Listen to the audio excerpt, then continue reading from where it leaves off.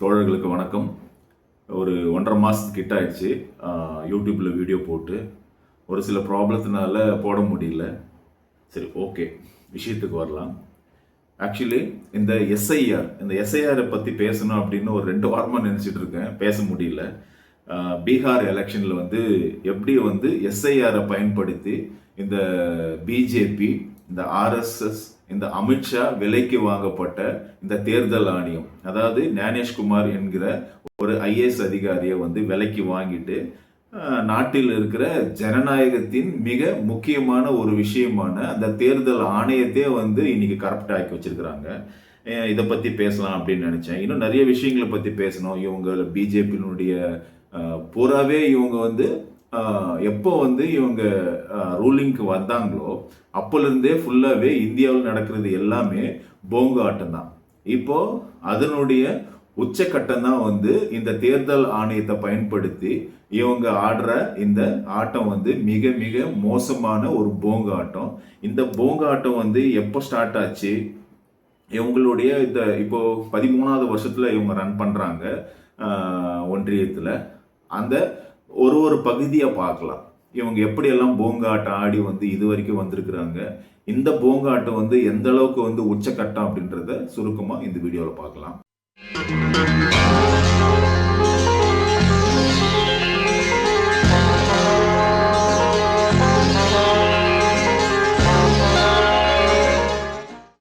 உங்களுக்கு நினைவு இருக்குதோ இல்லையா தெரியல, ஆனால் நான் உங்களுக்கு லேசாக நினைவுபடுத்த விரும்புகிறேன். அப்போ காங்கிரஸ் ஆட்சி நடந்துட்டு இருந்தது இந்தியாவில். அப்போ முக்கியமான விஷயங்களா ஒரு விஷயத்த அவங்க நாங்கள் ஆட்சிக்கு வந்தால் இதெல்லாம் இது பண்ணிடுவோம் அப்படின்னு சொன்னாங்க. அது என்னன்னா, முக்கியமாக அந்த காலகட்டத்தில் ஒரு 13 வருஷத்துக்கு முன்னாடி ஊழல், இந்தியா ஃபுல்லாக ஊழலாகவே இருக்கு, எல்லா அரசியல்வாதிகளும் ஊழலுக்கு இதாயிட்டாங்க அப்படின்னு சொன்னாங்க. அதில் முக்கியமாக 2-3 ஊழலை அவங்க குறிப்பிட்டாங்க. அதில் ஒன்று 2G 1,70,000 கோடி நாட்டுக்கு இழப்பு அப்படின்னு சொல்லி மீடியாவை, அப்போ மீடியாவை அவங்க முதல்ல என்ன பண்றாங்கன்னா, ஜனநாயகத்தின் மிக முக்கியமான தூணா இருக்கிற மீடியாவை கரெக்ட் பண்ணி இவங்களுக்கு சாதகமா பேச வச்சு அன்னைக்கு ஃபுல்லா இந்தியா ஃபுல்லா இந்த ஊழலை பத்தி தான் பேசிட்டு இருந்தாங்க. ஊழல் அப்படின்னு, இது ஊழல் கிடையாது, உங்களுக்கே தெரியும். இன்னைக்கே ராசா ஒரு புக்கே போட்டிருக்கிறாரு. அந்த புக்கை நான் வாங்கி படித்தேன். அந்த ஒரு புக்கே போட்டிருக்கிறாரு. இவ்வளவு அந்த காலகட்டத்தில் மக்களுடைய மனநிலை எனக்கு அப்படியே மனசில் இருக்கு. இவ்வளோ மோசமாக நடந்துருச்சு நாட்டுக்கு இழப்பு அப்படின்னு இவங்க எப்படி ஃபோக்கஸ் பண்ணாங்கன்றத நீங்கள் ஒரு முறை ஃப்ளாஷ்பேக் போய் பார்க்கலாம். எவ்வளோ மோசமான இந்த ஒரு விஷயத்தை கையாண்டாங்க அப்படின்னு. அதுக்கப்புறம் காமன்வெல்த்து ஒரு கேம் நடந்துச்சு, அதன் மூலமாக காங்கிரஸ் ஊழல் பண்ணிடுச்சு. அதுக்கப்புறமா இந்தியாவில் இருக்கிற பணக்காரர்கள் பிளாக் மணியை எல்லாமே இந்தியானுடைய இது சுவிஸ் பேங்க்ல வச்சிருக்கிறாங்க.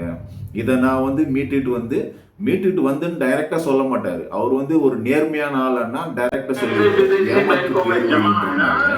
அதாவது இவ்வளோ பணம் இருக்கு, அதெல்லாம் எடுத்துட்டு வந்தா அவங்க எல்லாருடைய அக்கௌண்ட்லயும் 14 லட்சம் போடுற அளவுக்கு பணம் இருக்கு. பாமர மக்கள் எச்சராஜெல்லாம் அதை வச்சுதான் உடுத்திட்டு இருப்பான்.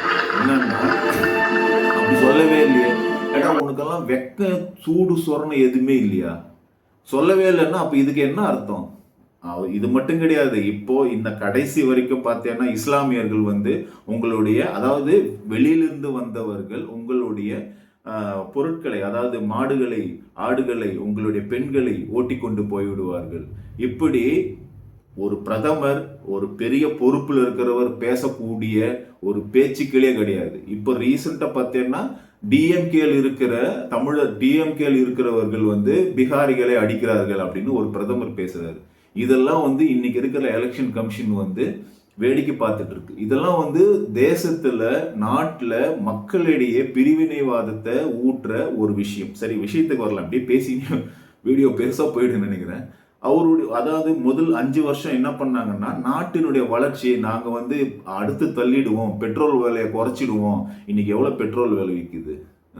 அதுக்கப்புறமா டாலரை அப்போ 56 ஏதோ ஒரு அமௌண்ட் இருந்துச்சு, இதை நாங்க குறைச்சிடுவோம் அப்படின்னாங்க. இன்னைக்கு டாலர் வேலை என்ன, டாலருக்கு இந்தியாவினுடைய மதிப்பு வந்து டாலருக்கு எவ்வளவு போய் நிக்குதுன்னு நமக்கு தெரியும். இந்த இப்பதான் வந்து நம்ம நிர்மலா சீதாராமன் வந்து ஒரு 3 வருஷத்துக்கு முன்னாடி ஒரு வியாக்கியானம் ஒண்ணு சொன்னாங்க.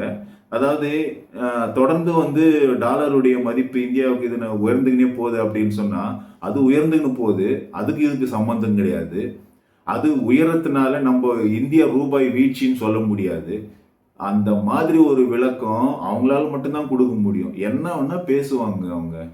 ஏன்னா அவங்க வந்து, அதாவது என்ன பேசினாலும் இந்த நாட்டில் வந்து அங்கீகரிக்கக்கூடிய அளவுக்கு வந்து அந்த சாதிய திமிரு மட்டும்தான் நிர்மலா சீதாராமன் கிட்ட இருக்கு. வேற எதுவுமே கிடையாது. ஒரு இளவும் கிடையாது. சரி, விஷயத்துக்கு வருவோம். அப்போ அந்த 5 வருஷம் முக்கியமான விஷயத்த அந்த போங்க ஆட்டம் ஆடி நான் வந்து இந்த மோடி என்ற பிம்பத்தை கொண்டு வந்து 5 வருஷத்தை முடிச்சிட்டாங்க. அடுத்த 5 வருஷம் அடுத்து என்னப்பா இவ்வளோ வாக்குறுதியை கொடுத்த, அதாவது வருஷத்துக்கு இத்தனை பேருக்கான வேலை வாய்ப்பு அப்படி இப்படின்னு சொன்னேன். அதுக்கு 5 வருஷம்னு சொன்னா இப்போதான் வந்து மதத்தை வந்து தீவிரமாக கொண்டு வராங்க. நாங்கள் வந்து வாக்குறுதி கொடுத்த மாதிரி ராமர் கோயிலை கட்டுவோம். அப்போ ராமர் கோயில் மத உணர்வுகளை தூண்டுறாங்க. அதுக்கப்புறமா வந்து உட்கட்சிகள், அதாவது ரீஜனல் பார்ட்டி மாதிரி இருக்கிற அந்த இப்போ ஸ்டேட்ல இப்போ டிஎம்கேன்னு வச்சுக்கலாம், இப்போ ஏடிஎம்கே இருக்கு. இப்போ ஜெயலலிதா மரணத்துக்கு பின்னாடி பிஜேபி எப்படியெல்லாம் உள்ள பூந்து என்னென்ன பண்ணி இப்போ சுக்கு நூறா போட்டு கூறு போட்டு வச்சுட்டாங்க. அதே மாதிரி எல்லா ஸ்டேட்டுக்குள்ள பூந்து அந்த எம்எல்ஏக்களை விலக்கு வாங்குறது. விலைக்கு வாங்கி என்ன பண்ணுவாங்கன்னா இவங்க ரூலிங் பார்ட்டியை வந்து, உதாரணத்துக்கு பல மாநிலங்கள், மகாராஷ்டிரா எவ்வளோ பெரிய கட்சி சிவசேனா, அதுக்கப்புறமா வந்து இந்த ஏதோ இன்னொரு கட்சி, இந்த மாதிரி வந்து எம்எல்ஏக்களை வந்து விலைக்கு வாங்குவாங்க. ஒரு மக்களால் தேர்ந்தெடுக்கப்பட்ட, எனக்கு இவர் தான் பிரதிநிதியாக இருக்கணும் அப்படின்னு முடிவு பண்ணி மக்களால் தேர்ந்தெடுக்கப்பட்ட ஒரு எம்எல்ஏவை இவங்க விலை குத்து வாங்கி இவங்க கட்சியில சேர்த்து அதை வந்து இவங்க கட்சியை பெருக்கிறதுக்கான, கட்சியை வளர்க்கறதுக்கான ஒரு விஷயமா மாத்துறாங்கன்னா, இதை விட வந்து ஒரு கரப்ஷன் ஏதாவது இருக்க முடியுமா நாட்டில்? இந்த மாதிரி வேலைங்கள்லாம் பண்ணி அப்புறமா தேர்தல் நேரத்தில் பாம்பு வெடிக்கும். இவங்க எல்லாமே இவங்களுடைய கண்ட்ரோலில் தான் இருக்கும். அதாவது யார் ஒருத்தன் இந்தியாவுக்குள்ள வரணும், உள்துறை அமைச்சகமே இவங்க கிட்ட தான் இருக்கு. ஆனால் கரெக்டாக பார்த்தா தேர்தல் நேரத்தில் தீவிரவாதிகள் உள்ள வந்து பாம்பு போடுவாங்க. இதை வச்சு என்ன பண்ணுவாங்கன்னா, அதாவது மற்ற காங்கிரஸ் இருக்கும்போது இந்த காங்கிரஸ் ரொம்ப வீக்கு, அதனால இந்த மாதிரி நடக்குது அப்படின்னு சொல்லுவாங்க. இப்போ என்ன பண்ணுவாங்கன்னா, இவங்க இந்த மத அரசியல் வச்சிருந்தனால இவங்கள விட்ட பாதுகாப்பு எதுவுமே கிடையாது அப்படின்ற ஒரு இதுல வந்து கொண்டு போயிடுவாங்க. இப்படி எல்லாமே போங்காட்டம் தான் இவங்க. அப்போ அந்த 5 வருஷத்துல இந்த மாதிரி சொல்லிக்கிட்டே இருக்கலாம். ஒரு 5 வருஷத்தை அப்படி முடிச்சுட்டாங்க. இப்போதான் கொஞ்சம் கொஞ்சமா என்ன பண்றாங்கன்னா, மக்கள் வந்து கொஞ்சம் அவேர்னஸ் ஆகுறாங்க. அவேர்னஸ் ஆகும்போது தான் இவங்கள அவங்களுடைய அந்த வாரணாசி தொகுதியிலே வந்து தோக்குறாங்க. ரொம்ப தோத்தாங்களா இல்லாட்டி ரொம்ப கம்மியான ஓட்டுல ஜெயிச்சாருன்னு நினைக்கிறேன். இப்படி இருக்கிற காலகட்டத்தில் இப்போ வந்து ஒரு சில ஃப்ராடு தனம் பண்ணி, அதாவது இவங்க பண்றது எல்லாமே ஃப்ராடு தான். நாட்டுக்கு எந்த வித ஒரு நன்மையும் கிடையாது. நீங்க அது உதாரணம் நான் சொல்லுவேன். ஒரே ஒரு விஷயம் தான். பெரிய பெரிய பொருளாதார அறிஞர்கள் என்னென்னவோ பேசுவானுங்க. ஆனா தனிநபருடைய வருமானம், நம்ம நாட்டினுடைய தனிநபருடைய வருமானம் ஏதாவது உயர்ந்துச்சா? நம்மளுடைய கடன் வந்து இந்தியாவினுடைய கடன் ஏதாவது குறைஞ்சிச்சா? எதுவுமே கிடையாது. எல்லா பொதுத்துறையும் வந்து வித்து தள்ளிட்டானுங்க. இப்போ நாட்டுக்கு வந்து என்ன பாதுகாப்பு? அதானி, அம்பானி இவங்க தான் பாதுகாப்பு. இப்போ தனியாருக்கு இது பண்றது தான் இவங்களுடைய அஜெண்டா. இந்த ஆர்எஸ்எஸ் பிஜேபியினுடைய அஜெண்டா என்னன்னா, தனியாருக்கு ஒரு சிலரை மட்டும் வளர்த்து விட்டு அவங்க கீழே வந்து எல்லாம் அடிமைகளா, சட்டப்பூர்வமா அடிமைகளா இருக்க வைக்கிறது தான் இவங்களுடைய வேலையே. இதுதான் வந்து இவங்க பண்ணிட்டு இருக்கானுங்க. இப்போ இப்படி இந்த 5 வருஷத்துல எல்லாம் ஃபுல்லாவே போங்காட்டம். இப்போ இந்த போங்காட்டத்தின் கடைசி உச்சம் என்னன்னா, ஒரு சில மாநிலங்கள்ல வந்து ராகுல் காந்தி ஒரு முறை சொல்றாரு, உங்களால entire the life never ever உங்களால தமிழ்நாட்டுக்குள்ள காலடி எடுத்து வைக்க முடியாது, அவங்க மனசுல உங்களால இடம் பிடிக்க முடியாது அப்படின்னு சொல்ற விஷயம் அவங்க மனசுக்குள்ள ரொம்ப ஒரு ஃபீல் வந்துச்சு போல இருக்கு. அதனால என்ன பண்றாங்கன்னா, இந்த எஸ்ஐஆரை பயன்படுத்தி ஒரு சில வெளி மாநிலத்துல இப்போ வந்து நிறைய பீகார் தொழிலாளி இருக்கிறாங்க, அவங்க மேல வந்து தப்பே கிடையாது, அவங்க வறுமைக்காக இங்க வந்து வேலை செய்யறாங்க. அவங்களுடைய அரசியல் அறியாமையை பயன்படுத்தி அதில் வந்து ஃபேக்காக தமிழ்நாட்டுக்கு உள்ள நுழையத்துக்கான பல வேலை திட்டங்களை பண்ணிட்டு இருக்காங்க. இவங்களுக்கு வந்து குறுக்கு வழி மட்டும்தான் இவங்களுக்கு தெரிஞ்ச ஒரு விஷயம். இந்த குறுக்கு வழியை பயன்படுத்தி இப்போ பீகாரில் ஜெயிச்சாங்க. அதாவது 20 வருஷமா நிதிஷ்குமார் தான் வந்து முதலமைச்சராக இருக்கிறாரு. எவ்வளோ வந்து மோசமான மனநிலை உள்ள மக்கள் கூட வந்து அடுத்த முதலமைச்சரை தேர்ந்தெடுக்கிறது இப்படி எந்த அளவுக்கு ஆன்டி இன்கம்பன்சி இருக்கும். ஆனால் 202 இடத்துல வந்து ஜெயிச்சிருக்கிறாங்க. எப்படி சாத்தியம்? பல ராகுல் காந்தி வந்து பல ஸ்டேஜில் வந்து பவர் பாயிண்ட் போட்டு எப்படியெல்லாம் தில்லுமுள்ளு பண்ணுறாங்க அப்படின்னு அவர் வெளிப்படையாக சொல்கிறாரு. ஒரு கிராஸ் செக்கே கிடையாது. தேர்தல் ஆணையம் சொல்லிச்சுன்னா அவ்வளோதான். அப்போது அண்ணல் அம்பேத்கர் வந்து அந்த தேர்தல் ஆணையம் இவ்வளோ நேர்மையான ஆள்கள், இது வந்து நேர்மையானது, இதுக்குள்ளே யாரும் என்ட்ரி ஆகக்கூடாதுன்றதுக்காக பல சட்டங்களை உருவாக்கி வச்சாங்க. ஆனால் இவங்க என்ன பண்ணாங்கன்னா அந்த சட்டத்தை வந்து இது பண்ணுற அளவுக்கு, அதாவது கோர்ட்லேருந்து அந்த கமிட்டிக்குள்ள உச்சநீதிமன்றமே தலையிடக்கூடாது. இவங்களா வந்து அந்த ஐஏஎஸ் அதிகாரியை தேர்தலுடைய அதிகாரியை நியமிக்கலாம். இப்படின்ற ஒரு குறுக்கு விஷயத்தை உருவாக்கி இன்னைக்கு என்ன பண்றாங்கன்னா கோர்ட்டாலே தலையிட முடியாத அளவுக்கு இந்த எலெக்ஷன் கமிஷன் இன்னைக்கு இருக்கு. அதாவது சுருக்கமாக சொல்ல போனால் இடைத்தேர்தல்னு சொல்லுவாங்க. தமிழ்நாட்டிலலாம் இடைத்தேர்தல் நடக்கும். இப்போ டிஎம்கே ஆட்சியில் இருந்தானா யாராவது இறந்துட்டாங்கன்னா இப்போ அந்த தொகுதியில் இடைத்தேர்தல் நடக்கும். அந்த இடத்துல போயிட்டு ஒரு செம்ம காமெடி பண்ணுவாங்க. எல்லா மினிஸ்டரும் அங்கே போயிடுவாங்க. தமிழ்நாட்டை சேர்ந்த எல்லா மினிஸ்டரும் போயிட்டு எப்படியெல்லாம் வந்து ஓட்டை வந்து சாதகமாக்க முடியும். ஆட்டோமேட்டிக்காக ஜனங்களே வந்து என்ன பண்ணுவாங்கன்னா அங்கே வந்து ஆளுங்கட்சி தான் ஜெயிக்கிற அளவுக்கு பண்ணுவாங்க. ஜனங்களே ஓட்டு போடுவாங்க. அப்படி இருந்தும் வந்து இவங்க என்ன பண்ணுவாங்கன்னா நம்ம மானம் போகக்கூடாது அப்படின்றதுக்காக அங்கேயே போயிட்டு விழுந்து விழுந்து வேலை பார்ப்பாங்க நிறைய. அதாவது ஒருதலை பட்சமாக தேர்தல் கமிஷனாலே எதுவுமே பண்ண முடியாது. ஏன்னா அது வந்து இடைத்தேர்தல். அங்கே ஆல்ரெடி டிஎம்கேவோ ஏடிஎம்கே ஒரு கட்சி இந்த திருப்பி அது வரதுக்கான எல்லா வேலையும் பார்க்குறது அது ஒரு பெரிய விஷயமே எடுத்துக்க மாட்டாங்க. ஆனால் இன்னைக்கு இடைத்தேர்தல் நடத்துகிற மாதிரி ஒரு பிஜேபிக்கு சாதகமாக இந்த தேர்தல் ஆணையம் கூட்டு சேர்ந்துக்கின்னு இன்னைக்கு பீகாரில், ஹரியானாவில், கர்நாடகாவில் இப்படி பல தில்லுமுள்ளுகள் வேலைகள் பண்ணி ஆதாரங்கள் நிறைய இருக்குங்க. ஒருத்தர் என்ன பண்ணுறாருன்னா 2 கையில் சிம்பிள் எடுத்து காட்டுறாரு. ஒரு அம்மா காட்டுறாங்க, அதுவும் பிஜேபி சேர்ந்தவங்க. ஒரு லேடிக்கு வந்து ஃபாரின் லேடிக்கு வந்து 14 இடத்துல வந்து ஐடி கொடுத்துருக்குறாங்க. இப்படி தில்லுமுள்ளுகள் வந்து பல நூற்றுக்கணக்கான தில்லுமுள்ளுகள் பண்ணாலும் பீகாரில் எலெக்ஷன் ஜெயிச்சதுக்கு அப்புறமா ஒரு ஸ்டேட்மெண்ட் வந்து ஞானேஷ்குமார் வந்து ஒரு கொடுக்குறாங்க. ஒரு அறிக்கை கொடுப்பாங்க, நாங்கள் தேர்தலை வந்து இப்படி நடத்திட்டோம் அப்படி நடத்திட்டோம் அப்படின்னு சொல்லி. அப்போது அந்த மாதிரி நடத்திட்டு தேர்தல் முடிகிறப்போ ஒரு கணக்கு ஒன்று கொடுக்குறாரு. அதாவது வாக்காளருக்கு ஓட்டு போகிறதுக்கு எலிஜிபிளான பர்சன்ஸ் இத்தனை பேர் அப்படின்னு ஒரு முன்னாடி கொடுத்துருக்குறாங்க. 7,42,00,000 அப்படின்னு சொல்லிட்டு. அதுக்கப்புறமா ஓட்டு போட்டவங்க 7,45,00,000. இப்போ 42லேருந்து 3 லட்சம் பேர் வந்து அதிகமாக ஓட்டு போட்டிருக்காங்க. இப்போது ஒரு ஒரு ஒரு தேர்தல் ஆணையம் வந்து எத்தனை பேர் வந்து ஓட்டு போகிறதுக்கான எலிஜிபிள் மக்கள் அப்படின்னு ஒரு நம்பர் கொடுக்குறாங்கன்னா அந்த நம்பரோட கம்மியாக தான் வரும் ஓட்டு போடுறவங்க. ஏன்னா ஒரு சிலர் வராத போகலாம்.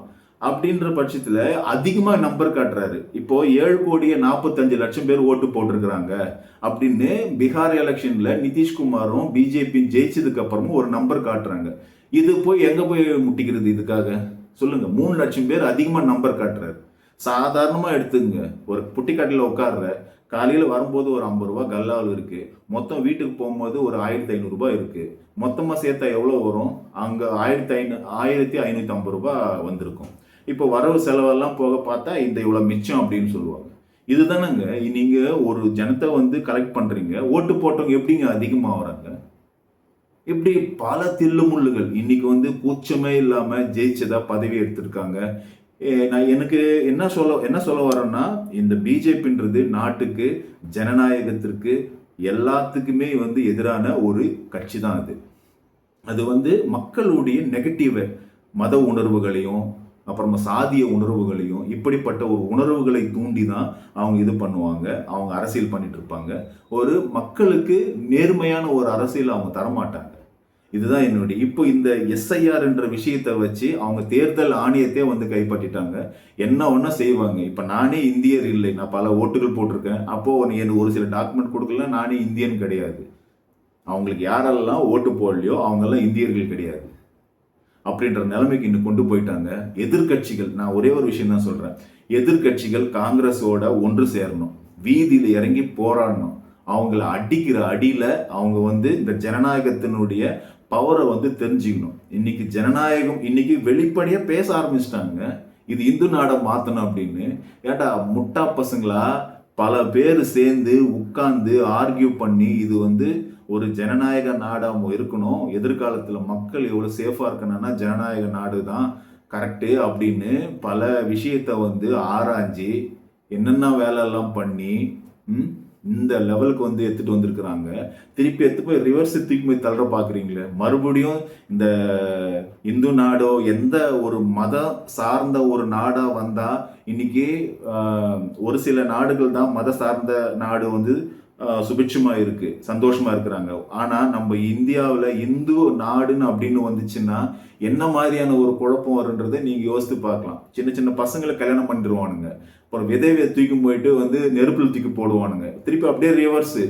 சாதி இங்கே ஒன்று இருக்குது, மதமாக இருந்தாலும் பரவாயில்ல, இங்கே சாதி. ஒருத்தன் வந்து எப்படி சொல்கிறது, இதில் பெரிய வீடியோவை போடலாம். இதுக்கு இந்து நாடுன்னு ஈஸியாக பேசிடுறானுங்க. அப்போது அவ்வளோ பேர் சேர்ந்து ஒரு முடிவு எடுத்து சரி உங்கள் விருப்பம் எப்படி போனால் சரி வீடியோ முடிக்கலாம். இப்போது பிரச்சனை என்னன்னா எதிர்கட்சிகளெல்லாம் ஒன்றா சேரணும். இந்த பிஜேபின்ற ஒரு கட்சியை வந்து இனி வளர விட்டா அது வந்து மிக மோசமானது, எவ்வளவு கேவலமான டிஃபெண்ட் பண்ணிகிட்டே இருப்பாங்க. அவங்களுக்கு சூடு சொரணை எதுவுமே கிடையாது, எவ்வளோதான் இது பண்ணாலும் தொடச்சிட்டு போயிட்டே இருப்பாங்க. அவங்களுடைய ஐடியாலஜி என்னன்னா ஒரு சில மக்கள் மாத்திரம் நல்லா இருக்கணும், மிச்சவங்க எல்லாருமே வந்து அவங்களுக்கு கீழே இருக்கணும். சரி, நிறைய விஷயம் பேச வேண்டியது இருக்கு, முடிச்சுக்கலாம்.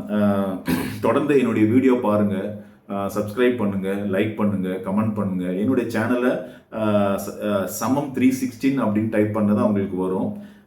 தொடர்ந்து பாருங்க, ஆதரவு தாங்க. நன்றி, வணக்கம்.